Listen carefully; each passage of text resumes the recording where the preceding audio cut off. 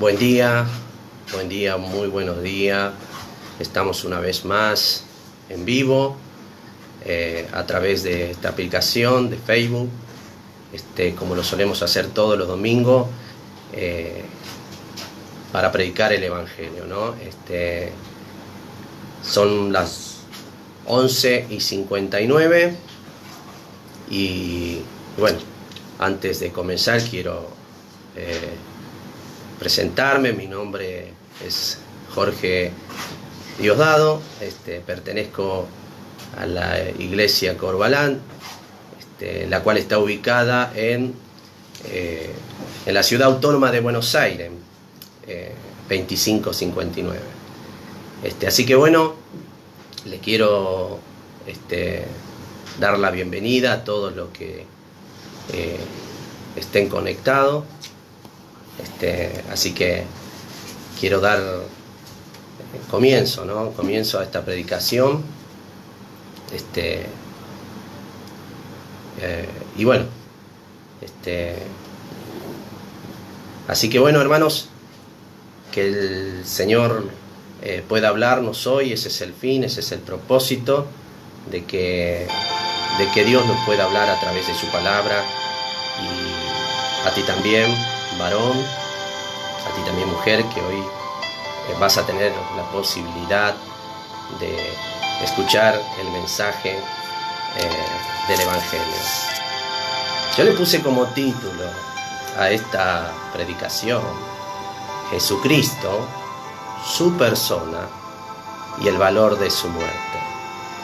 Yo quisiera que ustedes me acompañen, si tienen ahí Biblia, en el capítulo 2 de la primera carta de Pablo a los Corintios, en el verso 2.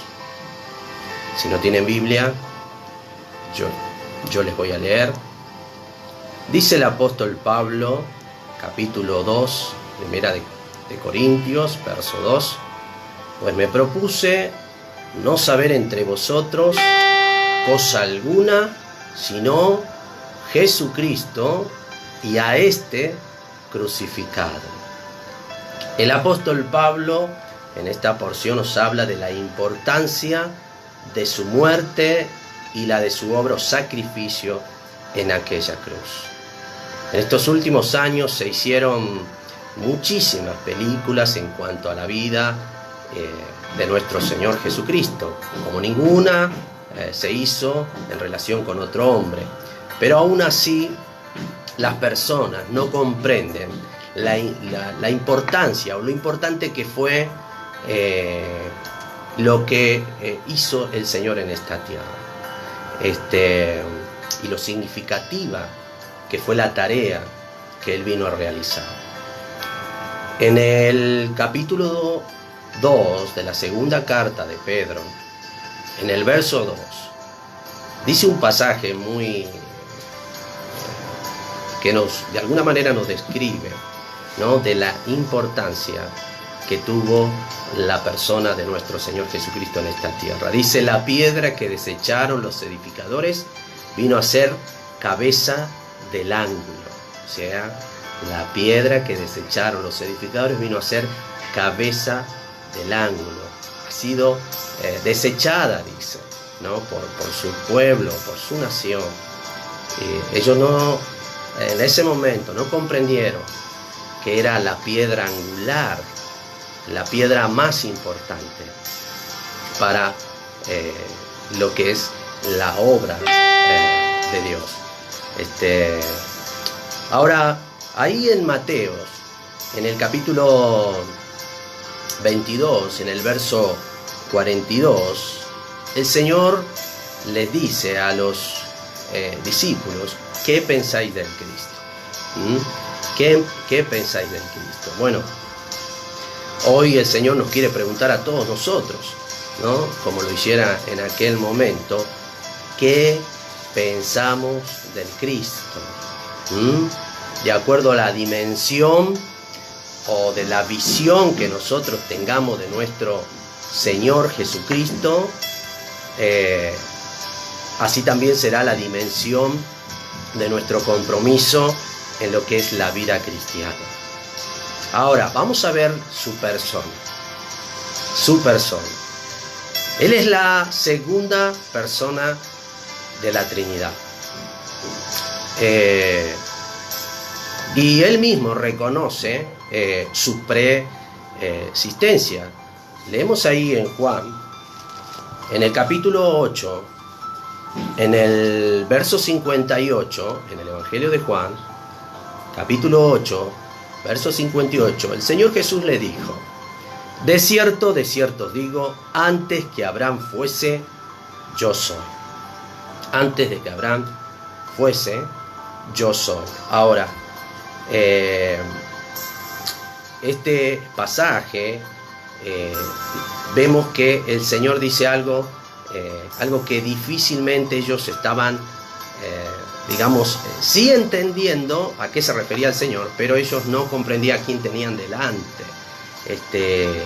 Acá el Señor no solo reconoce su preexistencia, sino que se atribuye facultades que solo le corresponde a Dios. Ahora, Él se está acá en este pasaje identificándose como Dios. Como Dios. Él es el gran yo soy, ¿no? Ese es el nombre de Dios en el Antiguo Testamento. Yo soy Jehová, en otras palabras, estaba diciendo el Señor Jesucristo. En el capítulo 9, en el verso 6 del libro de Isaías, el Señor es llamado Padre eterno, Padre eterno, Dios fuerte, Dios fuerte. Ahora, al declarar su deidad y eternidad, es reconocer su preexistencia pasada. Él compartía su misma naturaleza gloriosa, por eso se llama, o se lo llama Dios. Y esto es fundamental. ¿Por qué? Porque si Él no era Dios, entonces no habría Trinidad. Tampoco tendría la capacidad para salvarnos.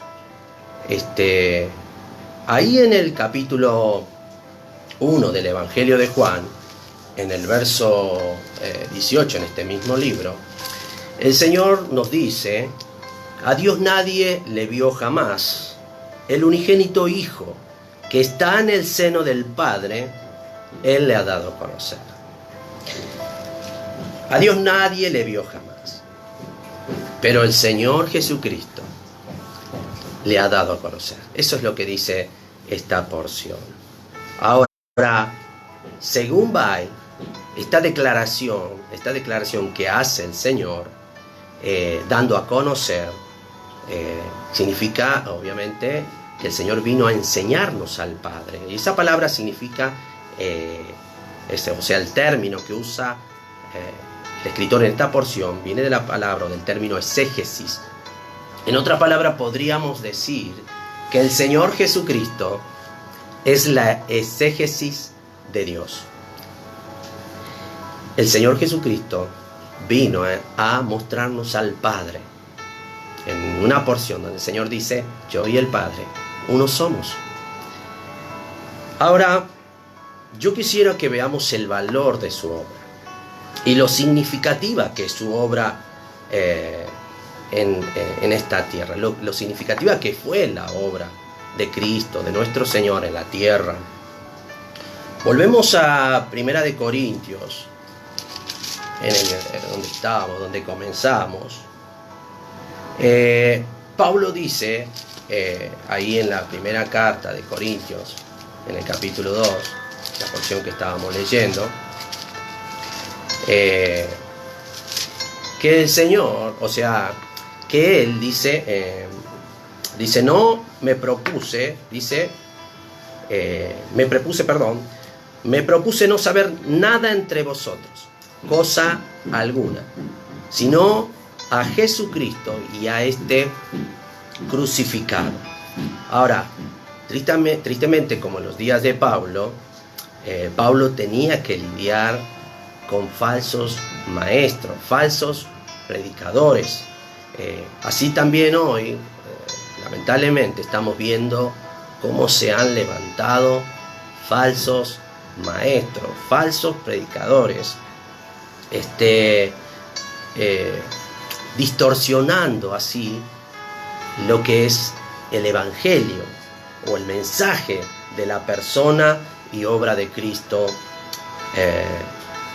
en aquella cruz, al anunciar un Evangelio obviamente totalmente diferente al mensaje del Evangelio que encontramos en la palabra de Dios. Y dice ahí en 2 de Pedro que esta es la causa, dice, por la cual el camino de la verdad es blasfemado. Lo encontramos ahí en la segunda carta de Pedro, en el capítulo 2, en el verso 2. Y esto aleja más a las personas de la verdad. Esto aleja más a las personas de la verdad, de lo que es la obra o de lo que el Señor hizo, de cuán importante es la persona de nuestro Señor Jesucristo y su obra redentora en la cruz. Es así que hoy, tristemente, muchos no llegan a comprender la verdad de lo que significa el Evangelio. No llegan a entender. El Evangelio es Jesucristo y Jesucristo es el Evangelio. Ahí Pablo, en esta misma carta, en el capítulo 15, en el verso 3, dice: además os declaro, hermano, el evangelio que os he predicado, el cual también recibiste, en el cual también perseveráis, por el cual asimismo, si retenéis la palabra que os he predicado, sois salvos. Si no creísteis, en vano. Porque primeramente os he anunciado lo que asimismo recibí, que Cristo murió por nuestros pecados, conforme a las Escrituras, y que fue sepultado, y que resucitó al tercer día, conforme a las Escrituras. Este es el mensaje que el apóstol Pablo anunciaba, que Cristo murió por nuestros pecados, conforme a las Escrituras, y que fue sepultado, y que resucitó al tercer día, conforme a las Escrituras. Es ahí cuando dice Pablo que él se había propuesto no saber nada entre vosotros, dice, como dice el texto, sino a Jesucristo y a este crucificado. Pablo predicaba a Cristo y la obra de Cristo en aquella cruz. Cuando vemos que el apóstol Pablo en el verso 3 dice: y estuve entre vosotros con debilidad y mucho temor y temblor, y ni mi palabra ni mi predicación fueron con palabras persuasivas de humana sabiduría, sino con demostración del Espíritu y del poder, Y esto no hace referencia a que cuando Pablo había llegado ahí en Corintios, había hecho una campaña evangelística y se habían efectuado miles de milagros. No estaba haciendo referencia a eso, sino que él estaba haciendo referencia que cuando él anunciaba a Jesucristo y su obra, el poder del Espíritu de Dios obraba en la vida de las personas que escuchaban el mensaje, llevándola a las personas a ser convencida de sus pecados, y seguidamente llevaba a las personas a la salvación. O sea que acá lo que Pablo está diciendo, que cuando él anunciaba a Cristo había un poder, un hecho sobrenatural. Es el poder del Espíritu Santo obrando en la vida de aquellos oyentes que escuchaban el mensaje de Cristo, que escuchaban el mensaje que en realidad no era otra cosa que nuestro Señor Jesucristo y este crucificado. Pero lamentablemente, como les dije hoy al principio, hoy se ha distorsionado el mensaje del Evangelio Hoy podemos ver a través de las redes sociales cómo hoy enseñan un evangelio totalmente diferente al evangelio bíblico, al evangelio que nos ha dejado, ¿no? Nuestro Señor Jesucristo.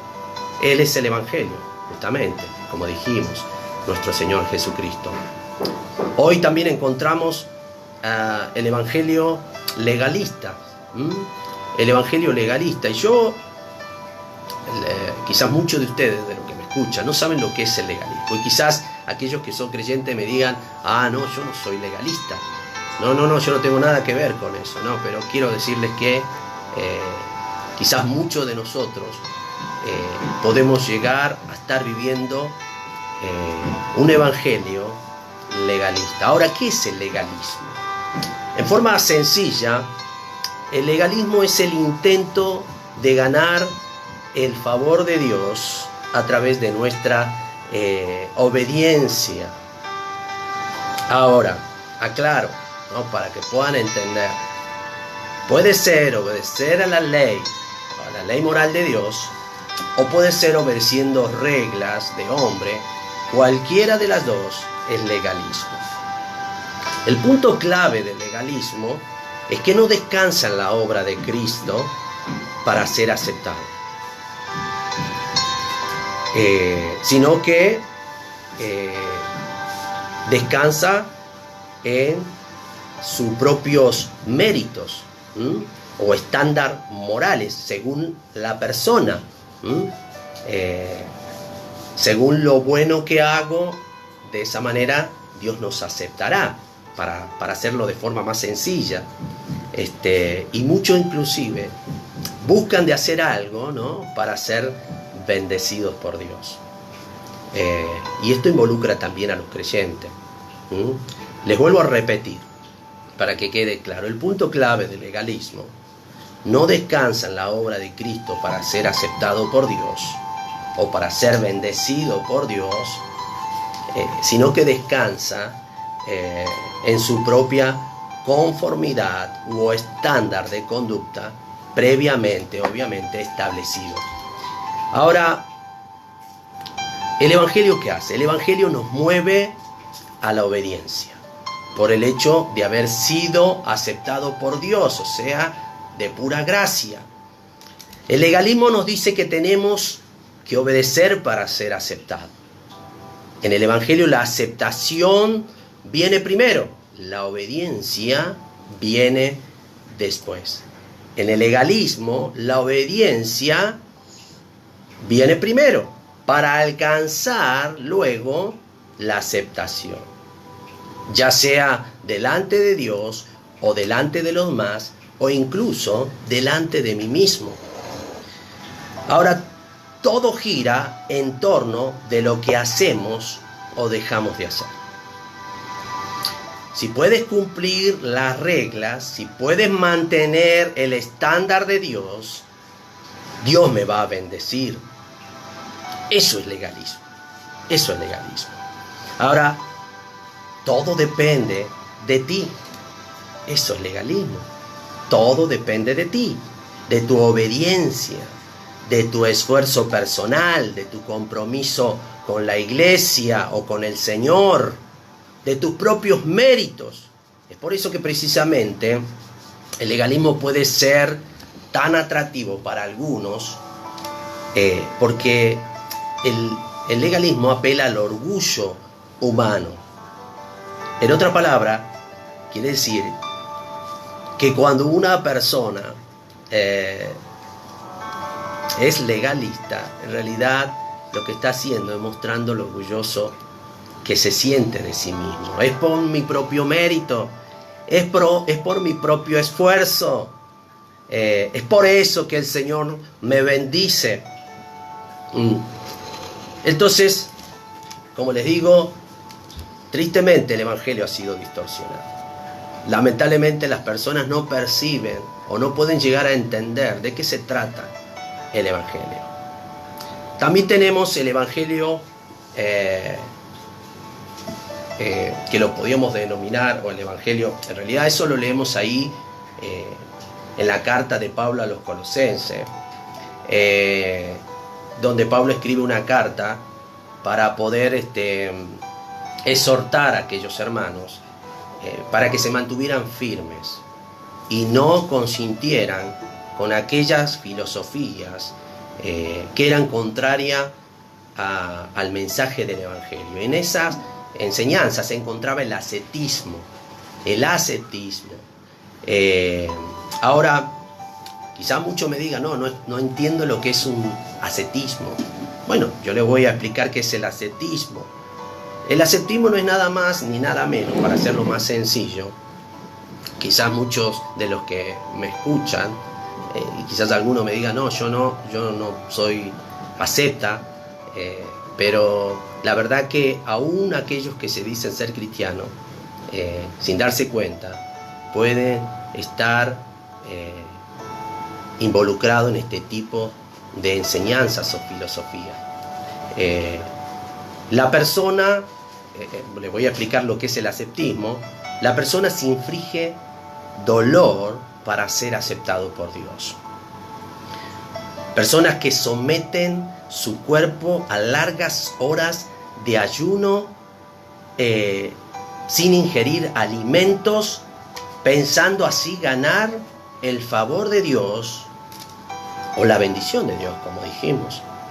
Ahora, el pensamiento del ascetismo es que si debilitamos el cuerpo, infligiendo de dolor a través de ayunos extensos, de largas horas de sueño, dicen ellos, fortaleceremos el alma. Ahora, tristemente, como les decía hoy, estas enseñanzas están dentro del ámbito evangélico o de aquellas iglesias, entre comillas, que se hacen llamar cristianas evangélicas. Por medio del ascetismo, aún hoy, las personas buscan ser aceptadas por Dios. Muchas personas infligen dolor a sus cuerpos por un complejo de culpa y dicen, bueno, mira Señor lo que estoy sufriendo. Tratan de hacerle ver a Dios el dolor que tienen por sus pecados, infligiéndose así dolor a su cuerpo, o sea, dolores físicos. Le dicen a Dios, mira lo que estoy dispuesto a hacer. Mira lo que estoy dispuesto a hacer. Nosotros vivimos en un país católico. Muchas personas, seguramente ustedes que quizás me están escuchando por primera vez, la intención no es ofender, pero sí teníamos una idea equivocada de cómo venir a Dios para pedir su favor. Cuando nos encontramos en medio de una necesidad, en medio de de problemas o de enfermedades, hacíamos promesas, y decíamos, Dios, si tú sanas la enfermedad de aquel ser querido, o de mí, o de cualquier otra persona allegada, ¿no?, a uno mismo, obviamente, ¿no?, le hacía promesa a Dios que iba a cumplir, ¿no?, luego que se efectuara el milagro. Y esa persona estaba dispuesta a ir a hacer un sacrificio, ¿no? Muchas personas, año tras año, se van caminando hasta Luján, inclusive algunos de rodillas, lastimándose el cuerpo, hiriéndose el cuerpo, porque imagínense tener que ir caminando de rodillas. ¿Cómo te queda la rodilla? Las personas, sin darse cuenta, ¿no?, están influenciadas, sin saberlo, en esta filosofía. Creen que a través del dolor, infligiendo dolor físico al cuerpo, pueden hallar el favor de Dios. Como les decía, ellos están dispuestos a hacer cualquier cosa, para poder ganar el favor de Dios. Para resumir qué es el ascetismo, es en realidad tratar de hallar el favor de Dios a través del dolor o del dolor físico, ¿no? Haciéndose a sí mismo, ¿no? Infringiéndose a sí mismo. Saben, lamentablemente hoy aquellos que se llaman cristianos evangélicos, o muchas iglesias denominadas que se hacen llamar cristianas evangélicas, promueven esta filosofía sin darse cuenta, o quizás sí, yo no lo sé, pero es claramente rechazada por la palabra de Dios. Ahora, muchos no entienden qué es ser un cristiano. Muchos no comprenden qué es ser un cristiano. Y quizás vos, que me estás escuchando ahí por primera vez, no llegas a entender qué es ser un cristiano. Muchos creen que ser un cristiano es como inscribirse en un club, ¿no? En el cual, como ustedes saben, todo club hay reglas. Entonces llegan y dicen, ¿qué debo de hacer? ¿No? ¿Debo asistir todos los domingos a la iglesia? ¿Cómo me tengo que comportar? ¿Qué tengo que dejar de hacer? ¿O qué tengo que hacer, ¿no es cierto?, para poder llegar a ser un cristiano, ¿no? Muchas personas piensan eso, y no saben cómo acercarse a Dios. Entonces, yo quiero que podamos leer un pasaje muy conocido que se encuentra ahí en el Evangelio de Juan. Yo no voy a buscarlo, pero ustedes, si quieren buscarlo ahí en su casa. En el capítulo 3, en el verso 5, el Señor se encuentra de noche con un religioso de la época llamado Nicodemo, y este hombre le pregunta, al Señor le hace una pregunta que sabemos que vienes de Dios, dice, ¿no? Le dice este hombre, Nicodemo, porque nadie hace lo que tú haces. Y el Señor ahí nomás le dice, mira, Nicodemo, si tú no naces de nuevo, no puedes ver el reino de Dios. Eso le contesta el Señor Jesucristo. Ahora, yo quisiera dar una ilustración para que pudiéramos entender qué es ser un cristiano. El ejemplo que le quiero dar se trata del ejemplo del cuervo y la paloma. Si nosotros por un lado ponemos carroña y por el otro lado ponemos alpiste, ¿no? El cuervo libremente, voluntariamente, naturalmente va a tomar la carroña. Y de la misma manera, la paloma libremente, voluntariamente y naturalmente tomará el alpiste. Ahora, ¿qué debe suceder para que el cuervo no tome la carroña y tome el alpiste? Bueno, les voy a decir quizás una palabra que no la van a encontrar en el diccionario, pero debemos palomizar al cuervo, ¿no? Para que el cuervo ya no coma carroña, sino que coma alpiste. Y de eso se trata. De eso se trata ser un cristiano. Dios quiere darnos una nueva naturaleza. Nosotros, así como el cuervo, necesitamos cambiar de naturaleza para poder vivir la vida que Dios demanda. Y solo Dios puede habilitarnos para vivir esa vida. Dios quiere darnos un corazón nuevo. Dios quiere darnos un corazón nuevo. Ahora yo quiero que vamos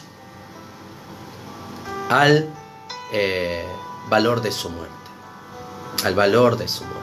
Y con esto quiero concluir. ¿Por qué es tan importante el valor de la muerte del Señor Jesucristo? ¿Por qué es tan importante?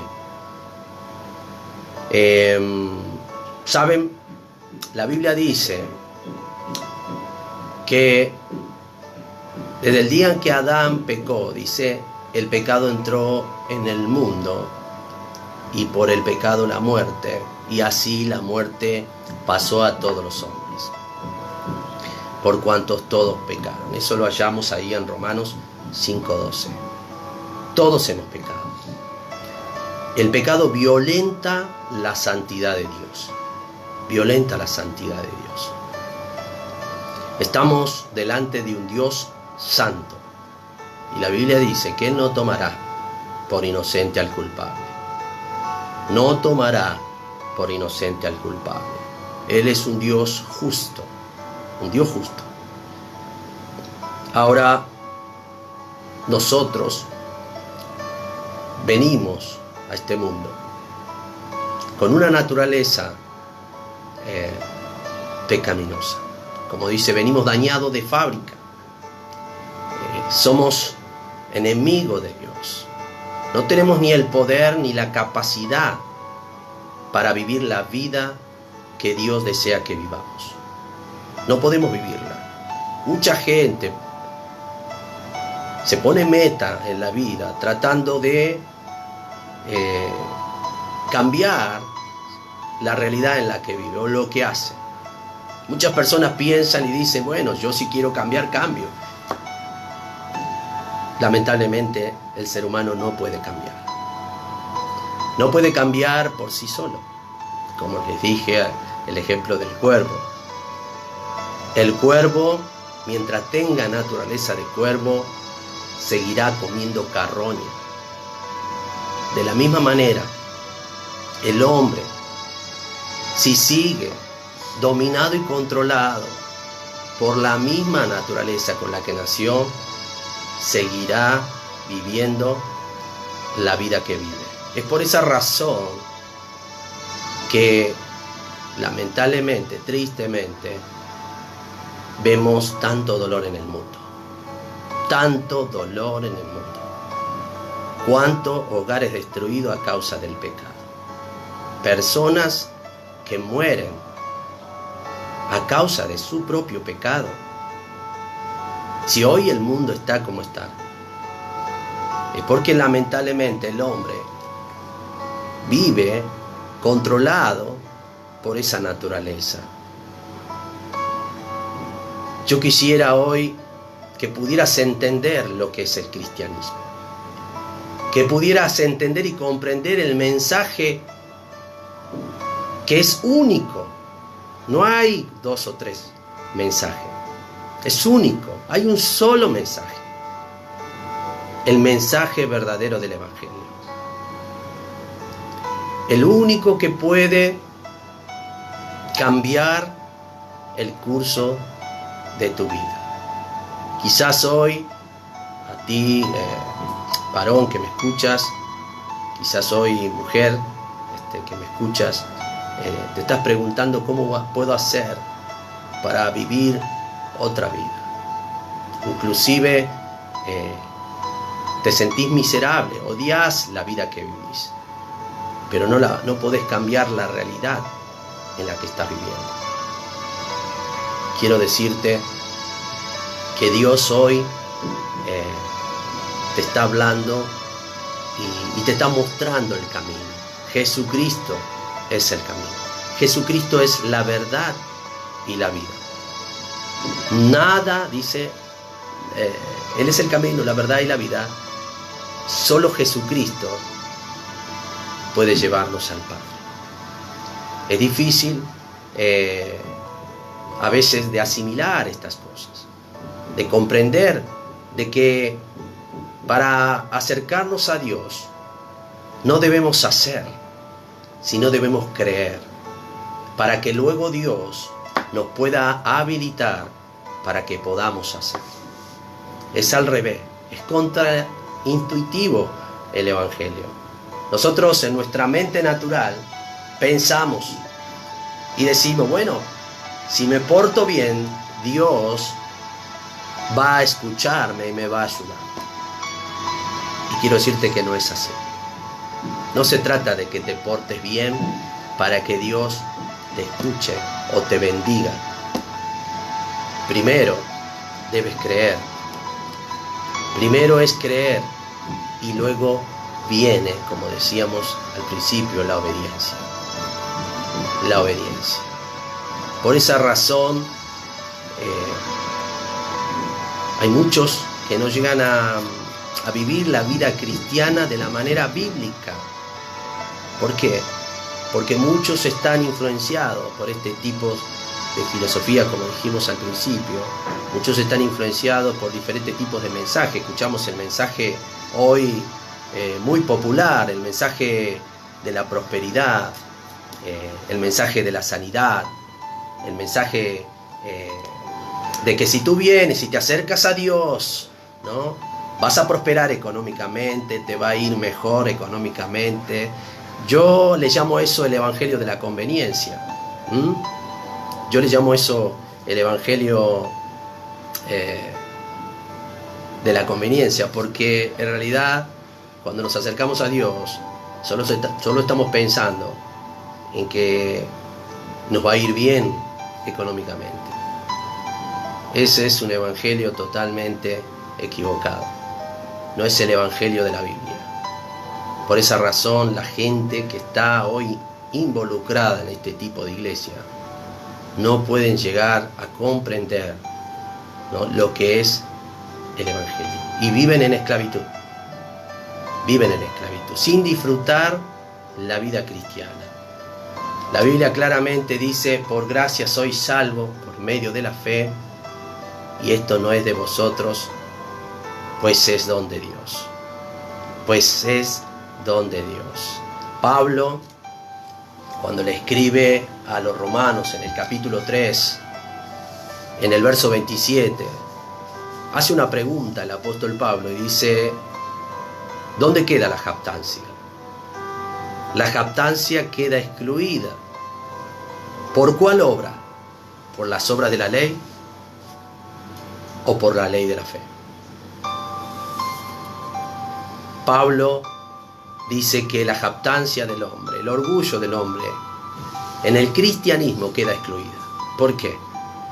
Porque es Dios quien nos acepta de pura gracia. Es Dios quien tomó la iniciativa y vino al mundo a salvarnos. Envió a su Hijo. Él vino a salvarnos, Dios mismo. La Biblia dice que nosotros estábamos muertos en delitos y pecados. Estábamos muertos. Impotentes significa. No podíamos ni teníamos la capacidad de salir del estado en que nos encontrábamos. No podíamos de ninguna manera conocer de Dios. De ninguna manera.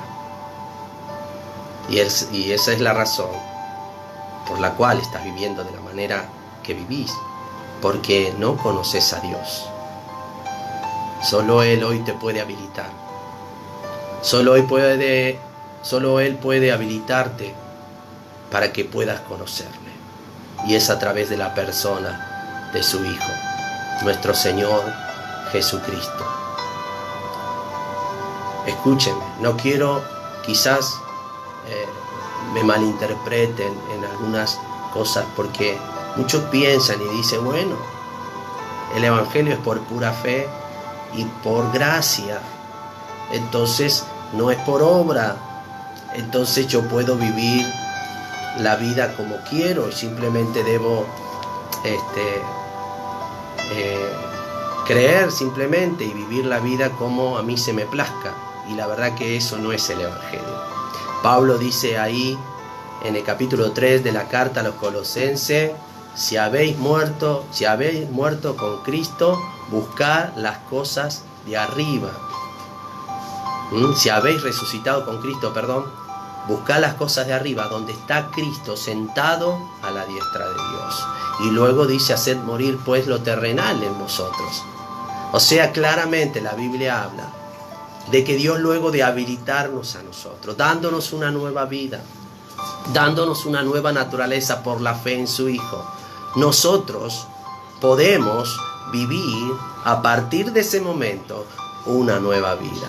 Yo quiero hoy invitarte a ti que me estás escuchando, ahí muchos quizás por primera vez, quizás hasta hoy te hablaron de Dios y quizás te trajeron una religión, te hablaron de religiones. Las religiones no pueden salvarnos. Hay tantas en el mundo, pero tantas en el mundo. ¿Cuántas religiones hay? Pero el cristianismo es totalmente diferente a todas las religiones del mundo, porque todas apelan al orgullo humano. Todas las religiones apelan al orgullo humano, pero el cristianismo es totalmente diferente, porque el cristianismo apela a la pura gracia de Dios. Quiero decirte que tú y yo, en este mundo sin Cristo, valemos menos que nada. Valemos menos que nada. Pero Dios, a través de la muerte de su Hijo, Él ahora ha hecho de nosotros criaturas que pueden brillar, que pueden vivir en esta vida diferente a cómo viven los demás, a diferencia de todos los demás. Me encanta un pasaje que dice en la Biblia: vosotros que antes seguía, dice, la corriente de este mundo.